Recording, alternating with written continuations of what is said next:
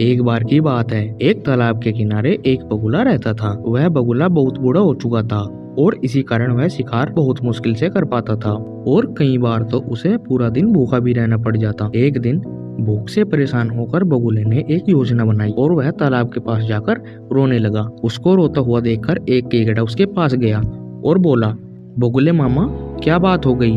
आप रो क्यों रहे हो? तो बगुला बोला, बेटा, मैंने सुना है कि अगले 12 सालों तक यहाँ बारिश नहीं होगी और यह तालाब सूख जाएगा और मुझे इस बात का दुख हो रहा है कि इस तालाब में रहने वाली सारी मछलियाँ और केकड़े मर जाएंगे। बगुले की यह झूठी कहानी पूरे जंगल में आग की तरह फैल गई और उस तालाब में रहने वाले सारे मछलियाँ और केकड़े डर गए। फिर वे इकट्ठा होकर बगुले के पास गए और बोले, बगुले मामा, अब तो आप ही हमारी मदद करो। बगुले को अब एहसास हो चुका था कि उसकी बनाई गई योजना अब काम करने लगी है। तो वह बोला, यहाँ से थोड़ी दूरी पर एक दूसरा तालाब है और वह कभी नहीं सूखता। अगर तुम चाहो तो मैं तुम सबको एक एक करके वहाँ ले जा सकता हूँ। सभी मछलियाँ और केकड़े बगुले की बात से सहमत थे और एक एक करके उसकी पीठ पर बैठने के लिए राजी हो गए।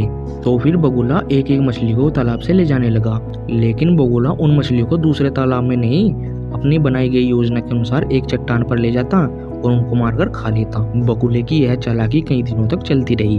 फिर एक दिन केकड़े ने बगुले से कहा, मामा, तुम आज मुझे उस तालाब में छोड़कर आओ।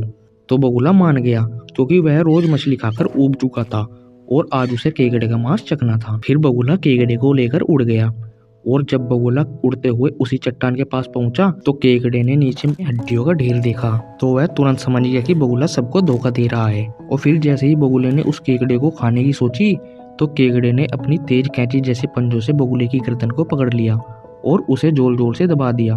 बगुला वहीं पर तड़प तड़प कर मर गया। फिर केकड़ा वापस तालाब पर गया और सबको बगुले की सच्चाई बताई, जिससे बाकी जानवर की जान बच गई। तो इस कहानी से हमें यह सीख मिलती है कि संकट के समय घबराने की बजाय अपनी बुद्धि का उपयोग करना चाहिए और कभी भी किसी दुष्ट की बातों पर अंधविश्वास नहीं करना चाहिए।